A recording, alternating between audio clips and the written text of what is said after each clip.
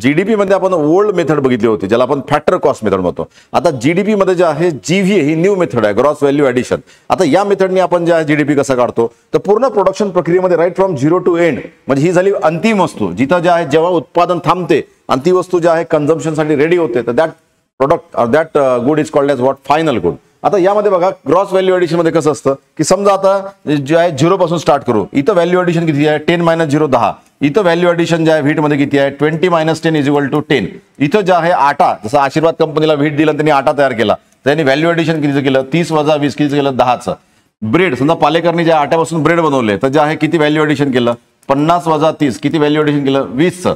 म्हणजे 30 रुपये इनपुट 50 रुपये आउटपुट, व्हॅल्यू ऍडिशन 20 रुपये. आणि इथं व्हॅल्यू ऍडिशन किती झालं 50. म्हणजे या सर्वांची जी बेरीज असते ना, त्या बेरीजला काय म्हणतात ग्रॉस व्हॅल्यू ऍडिशन. त्यांनी आपण जीडीपी काय करतो काढतो. म्हणजे हे 50 + 20 + 10 + 10 + 10 म्हणजे 100 रुपये काय झाला जीडीपी.